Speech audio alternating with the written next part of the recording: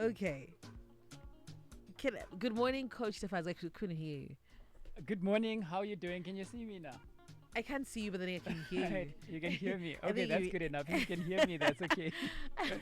As those who are listening, but then if you're watching, make sure you can see us, right?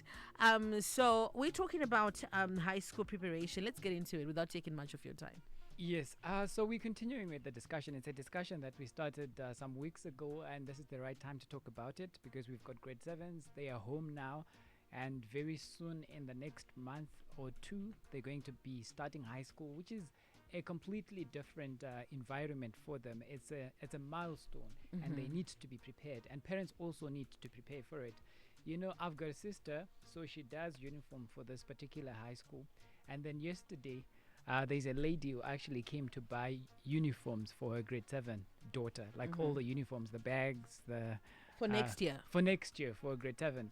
Okay. So, you know, I looked at her and in my heart, I was like, wow. I mean, this is just the way to go. We're still in November and she's already buying uniforms and she obviously already paid the fees. Well, I know that when I talk like this, some people would say Maria Chwa is Satya Batana and we also can't be that organized. But sometimes it's just an excuse. It's not really about money, but it's just the fact that Tunovarairwa and we want to wait till the last minute. So for those who can, this is the best time to do all the running around. Because that month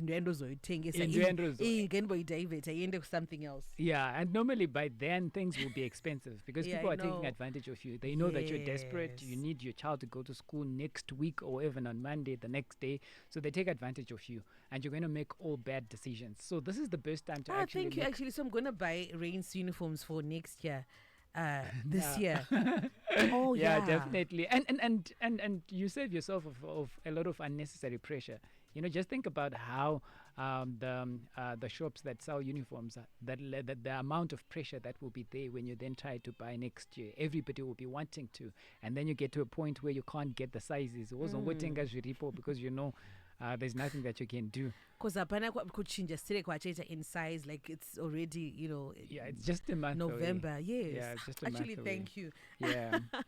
Yeah. So it's important to make important decisions now. And I know that there are parents who actually wanted to send their children to certain schools, and then maybe the child went for an entrance exam or for an interview and they didn't make it.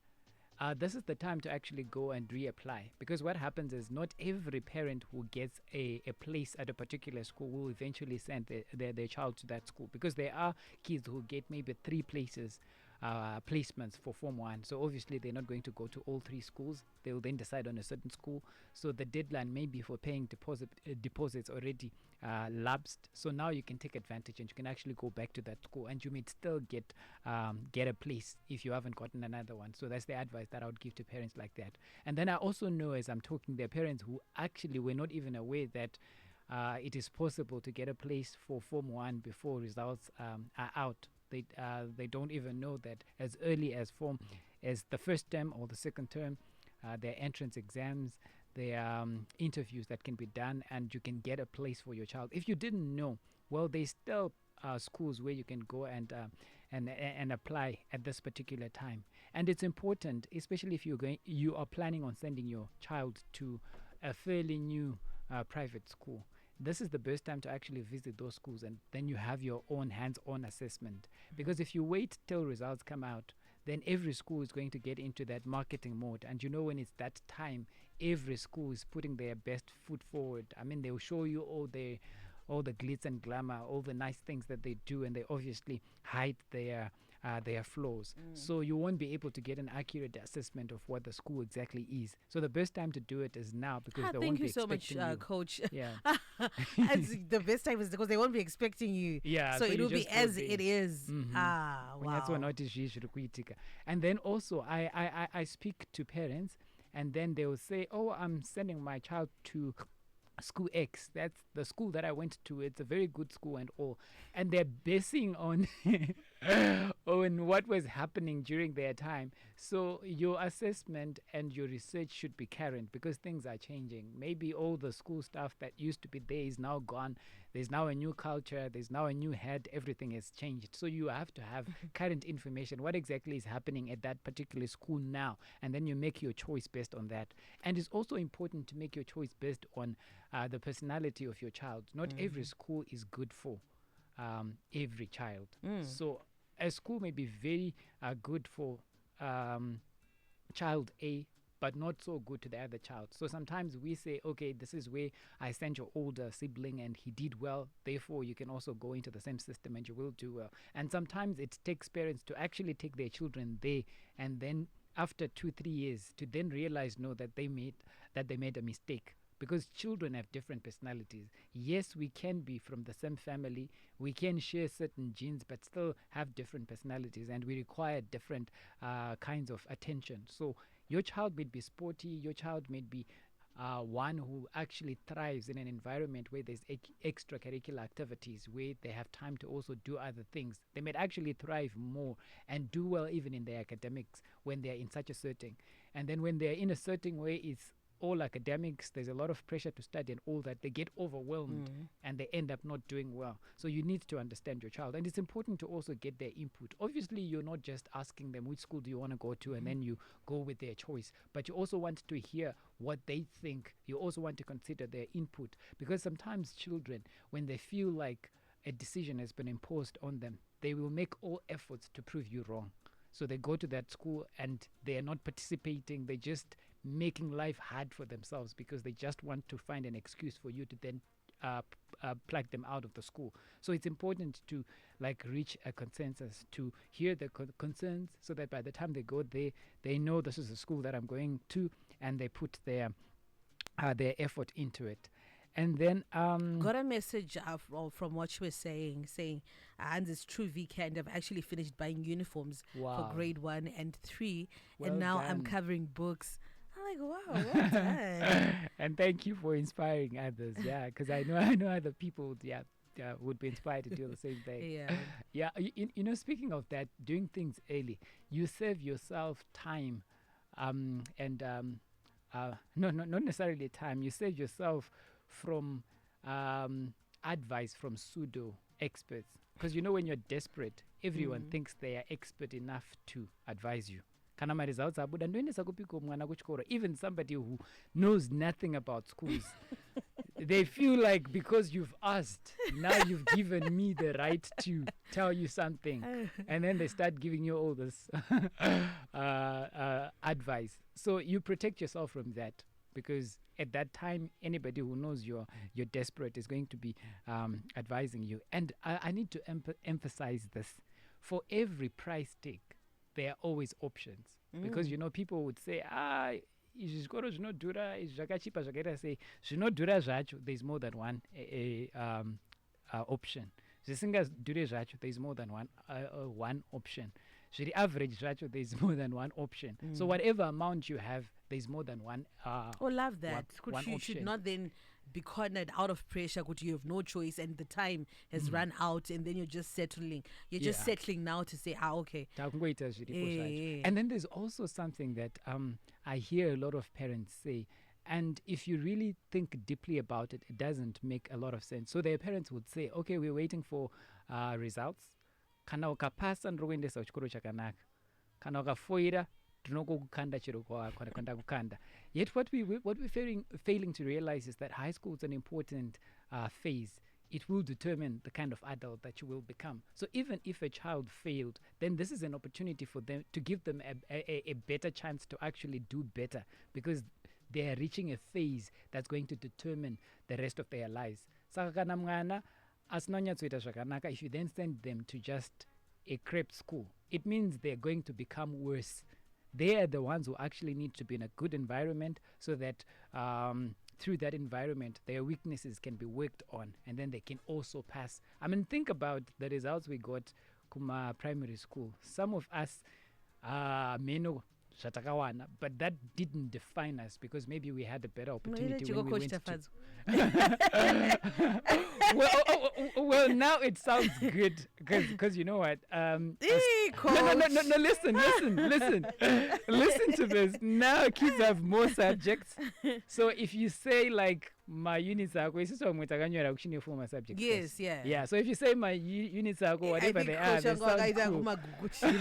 They just sound cool because you're like, oh, okay, a child will assume like, like they did, and it won't be. There are assumptions. So since grade 7 finished their exams up until now, I've been running workshops, I've been doing courses for grade 7, just helping them to prepare for high school. For high school. So there are observations that I've made. There are assumptions that sometimes parents make, and these are just assumptions. They're not based on any research or anything. So one assumption is that, my child is anxious, I don't know what's going to happen. To be honest, majority of the students that I've worked with, and I've worked with over 100 since they finished, are so excited about high school. They can't wait to go. Like, this is actually what's on the ground. They're not even as anxious as parents would say.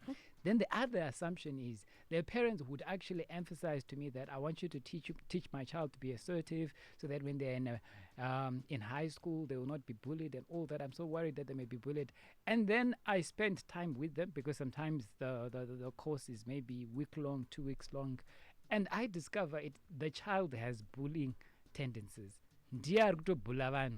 Like, and I'm like, well, after spending time. Yeah, after spending time. Because like you're saying, Guji, for every parent, you'd be thinking, Guji, your child is the one, being bullied. There are bad kids out there. Yeah. So I think that's another side of the coin that parents do not look into. You need to teach your child to be empathetic. You need to teach your child to be assertive and not to be aggressive all the time. Kuti, you're going to be sharing spaces with other people, and it doesn't always have to be your way. And then there are certain kind of jokes. There's a certain way you speak to people that actually rubs them the wrong way, and you don't need to do that. You need to be considerate. You need to be sensitive. There are kids who will just say anything, and they don't care about how the next person feels. So it's conversations that you then pick up when you're having conversations with your children, right? And they're not so